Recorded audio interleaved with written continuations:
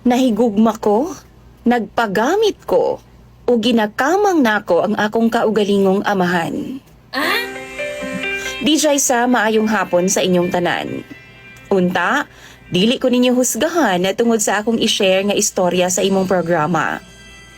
Medyo sensitibo ni siya, pero wa ko'y laing masharean na kundi dinhilang yun tungod kay wa may nakailan ako. Di man gud nako ni ma-share sa akong mga kaila DJ sa mga akong problema. Nagsugod ang tanan dihang 18 years old na ko DJ Sam. Second year college ko. Doon ako'y classmate nga parehas gyud og barog, dagway og pamatasan sa akong amahan. Swerte kaayo ko sa akong papa DJ Sam. Kay buutan gyud kaayo siya. Mapagmahal og responsable sa iyahang pamilya. Maunang bata pa lang ko DJ Sam, pangandoy gyud nako nga makauyab og sama sa akong papa. O gusto nako, siya na pud ang akong mabana. Swerte kaayo nga among mamahimong anak kung ugaling man. Aktibo si papa sa simbahan DJ Sam, sa eskwelahan, ug ingon man sa mga kalihukan na sa mga ginikanan sa among lugar. Wa gyud ko kahinumdum nga ma-behind me tungod kay naagi na siya pirmi nakasuporta sa amoa. Dihang nag-college na ko DJ Sam, naila-ila na ako ang iyang kahawig nga itago na lang nato sa pangalang James. 23 anyos siya ni adto nga time. Dugay daw siya naka-college DJ Sam, kay nagtrabaho una siya og nagtigom para maka-eskwela lagi. Kay kung siya pay paingnon, wa daw kwarta ang iyang mga ginikanan. Mao to kinahanglan nga maningkamot siya sa iyang kaugalingong mga tiil aron nga makahuman siya sa iyang pag-eskwela. DJ Sam ni samot ang akong paghanga kay James. Desidido na gyud kaayo ko nga panguyaban siya. Kay murag siya na gyud ang akong gipangita. Siya na ang gusto na akong mauyab ug siya na ang gusto na akong makauban sa tibuok na akong kinabuhi. Daghan siya ga qualities DJ Sam nga susama sa akong papa. Ug tuod man, ako ang unang nag-confess sa akong gibati ngadto sa iyaha. Humana sa paglabay sa usa ka buwan, naging kami. Tungod kay sa una DJ Sam, di gyud siya mutuon ako. Iyahara kong katawuan. Ingon pa gani siya ay pagyaga-yaga diya ha.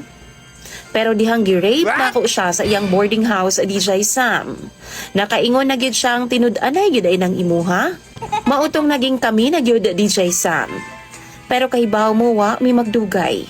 Kay ingon pa siya, di daw mi bagay sa usag-usa. Isa pa na po daw siya ay laing gihigugma DJ Sam. Ugmao daw to ang iyang gusto nga i-push. Nasakitan man pero di man gyud siya nako. May mahimo ba ko? Niabot pa gani sa punto DJ Sam nga nagpakiluoy ko sa iyaha. Pero di naman gyud siya nako. Di daw ako ang gusto niyang makauban sa tibuok niyang kinabuhi. Maunang gipasagdan na lang nako DJ Sam bisan patuod nga siya gyud ang gusto nako makauban sa akong tibuok nga kinabuhi. Human kang James DJ Sam, pipila ka beses nga nakauyab ko. Pero wa gyud magdugay kay pulos man dula-dula lang ilaha. Sex lang ang ilang habol sa ako DJ Sam. Hangtod nga usa ka adlaw ni ana, niagi si Papa sa akong atubangan samtang nagkaon ko sa lamesa. DJ Sam, nakasando lang siya. Nakita gyud nako ang iyang pagkamacho. Natulala gud ko DJ Sam. Og nakita nako nga bisan edara na ang akong papa. Hot gihapon siya. Gwapo gyud ang akong amahan DJ Sam og hitsuraan pod si mama. Mao ganing di pod mi palupig kung hitsura ang hisgutan. Dito nagsugod DJ Sam nga nagka-crush ko kang papa. Seriously? Ug matag higayon nga makita nako siya, maka-feel ko nga excited ko. Gikilig ko kung iya akong ginaatiman. Nangutana ko ni Papa DJ Sam kung ugaling man magkarelasyon ming duha. Okay ra ba? Posible ba? Nikatawa ras Papa DJ Sam og gipikta niya nga akong ilong. Pero seryoso ko ato nga time. Sige na kog hatag og hint sa akong Papa DJ Sam, pero ginabaliwala ra ko niya. Ug kanang time nga ginabaliwala ko ni Papa, masakitan kayo nga akong dughan. Ug ma-disappoint ko sa iyahag taman. Nangita kog paagi DJ Sam o gusto na akong mabahuan niya nga seryoso ko. Kung kinahanglan buhaton nako ang gibuhat nako kang James kaniadto, buhaton ko na. One night, DJ Sam, naa sa church si mama. Nakalahi ginang kwarto ni mama ug papa sa amo ang mag-igsuon. Niadto nga time, sayo kayo natulog si papa, kay naa pa siya sayo nga duty pagkaugma. Gisulod na ako si papa sa kwarto, DJ Sam, ug nagpanggap ko nga si mama. Ug nitapad ko niya. Syempre mag-asawa sila, hikap-hikap moments, turn on na dayon na sila. Dili po niya mahalata, DJ Sam, nga dili si mama. Kay maumao raman mig lawas. Parehas mig perfume, sabon, shampoo, tanan. Parehas pod mig tingog ni mama sa tinuod lang, DJ Sam. Pero di gyud ko mo tingog. Basta kay raypon lang nako siya, DJ Sam. Di pod niya mahalata. Kay dili naman ko virgin, DJ Sam. Doon na ako yung mga karanasan sa mga lalaki nga akong nakarelasyon. Ang mga tiguang di ay DJ Sam, no? Human ug ana-ana nila, wala na'y sweet talks. Wala na'y mga storya-storya or mga moments diha nga mga love-love, wala na jud. Diretso na lang tulog.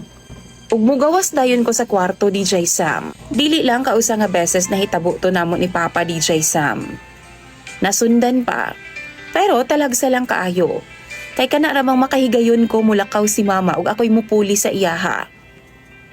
Hangtod nga, ni-graduate na lang ko sa college, DJ Sam. Ug karon, 28 years old na ko. Same ra gihapon ang gawi. Maura gihapon ang akong ginabuhat hangtod karon. Wa pa gyud kahibaw si Papa nga nagasulod ko sa kwarto nila ni Mama. Ug dunay mga higayon nga ako ang iyahang kasiping. Ug dili ang akong mama. Wa jud niya nahalata, DJ Sam, kay nag-amping man pud ko. Giingnan pagani ko nilang duha, DJ Sam, nga gusto daw nilang magminyo na daw ko.